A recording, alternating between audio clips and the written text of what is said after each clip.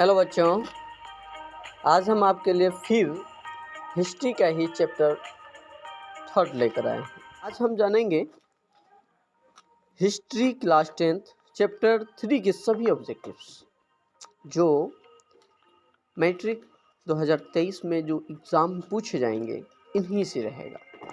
इनसे बाहर कभी भी आ ही नहीं सकता है, ये आप लिख के ले लीजिए। तो चलिए वीडियो को शुरू करते हैं। पहला क्वेश्चन है आपका, हिंद चीन क्षेत्र में कौन से देश आते हैं? हिंद चीन क्षेत्र के अंतर जो देश आते हैं, पहला ऑप्शन है चीन, वियतनाम, लाओस। तो देखिए, चीन आपका जो पहला ऑप्शन है वो नहीं आता है, वियतनाम आता है, लाओस भी आता है। ये वियतनाम और लाओस आता है लेकिन चीन नहीं आता, इसलिए फर्स्ट ऑप्शन गलत हो जाता है। फिर दूसरा ऑप्शन है हिंद चीन, वियतनाम, लाओस। जबकि वियतनाम आता है, लाओस भी आ रहा है हिंद चीन क्षेत्र के अंतर, लेकिन हिंद चीन ये खुद आएंगे, ये नहीं है। कौन कौन से देश के बारे में बात कर रहा है, इसलिए हिंद चीन क्षेत्र जो है वहाँ पर हिंद चीन नाम से देश नहीं है। तीसरा ऑप्शन है कंबोडिया, वियतनाम, लाओस। ये ऑप्शन सही है क्योंकि कंबोडिया भी देश हिंद चीन क्षेत्र में आते हैं, वियतनाम भी आते हैं और लाओस भी, मतलब ये तीनों आपका सही है, ऑप्शन सी। जबकि कंबोडिया आता है, वियतनाम भी आ रहा है, चीन, लेकिन थाईलैंड वगैरह नहीं है, इसलिए ऑप्शन आपका सी सही है। ए के लिए हिंद चीन क्षेत्र में कौन से देश आते हैं, तो कंबोडिया आता है, वियतनाम आ रहा है और लाओस, यानी ऑप्शन सी सही है एक का। दूसरा क्वेश्चन देखते हैं हम लोग। दूसरा क्वेश्चन है आपका, अंकोर वाट का मंदिर कहाँ है? तो अंकोर वाट का मंदिर जो है वियतनाम में नहीं है, ऑप्शन ए गलत है। दूसरा थाईलैंड, ये यहाँ पर भी इस नाम से मंदिर नहीं है। तीसरा लाओस, इस नाम से भी नहीं है, लाओस में भी अंकोर वाट का मंदिर नहीं, मतलब कंबोडिया में है, ऑप्शन डी सही है। तो अंकोर वाट का मंदिर कहाँ स्थित है, आपको ऑप्शन मारना है डी, कंबोडिया। तीसरा क्वेश्चन है आपका कि हिंद चीन पहुंचने वाले प्रथम व्यापारी कौन थे? तो हिंद और चीन जो पहुंचे थे सबसे पहले, वो कहाँ के व्यापारी थे? पहला व्यापारी इंग्लैंड के नहीं थे, इंग्लैंड के नहीं थे। दूसरा फ्रांसीसी नहीं थे, पुर्तगाली हाँ यही थे, डच भी नहीं था, मतलब ऑप्शन सी। हिंद चीन में पहुंचने वाले जो प्रथम व्यापारी थे वो पुर्तगाली थे, आपको ऑप्शन सी याद रखना है, पुर्तगाली। चौथा क्वेश्चन है आपका कि हिंद चीन में बसने वाले फ्रांसीसी क्या कहलाते हैं? हिंद चीन में जो भी फ्रांस बसे, वह जो फ्रांसीसी थे वो क्या कहा जाते? फ्रांसीसी कहे जाते थे? नहीं। शासक वर्ग कहे गए? नहीं कहे गए। कोलोन, हाँ ये कहे गए, ऑप्शन सी कोलोन कहे गए हैं, जनरल नहीं।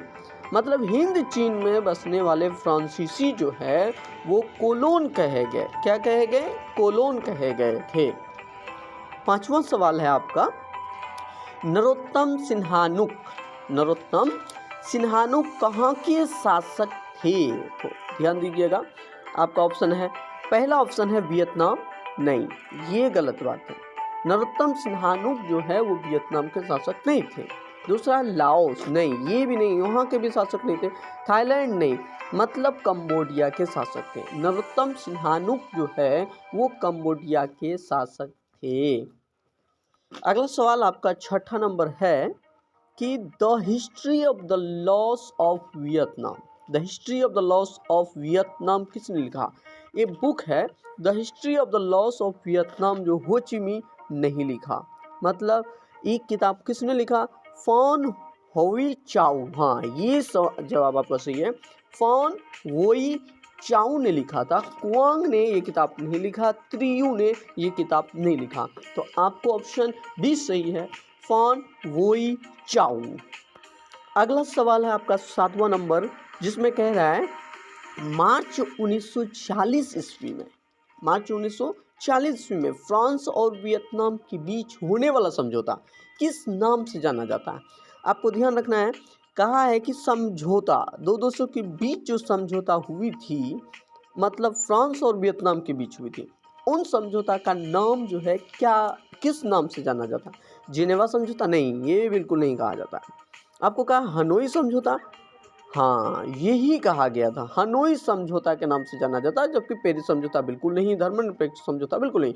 मतलब मार्च 1946 में फ्रांस और वियतनाम के बीच जो हुई थी समझौता, उसका नाम है हनोई समझौता। ऑप्शन बी सही है आपका। 8वां सवाल है आपका,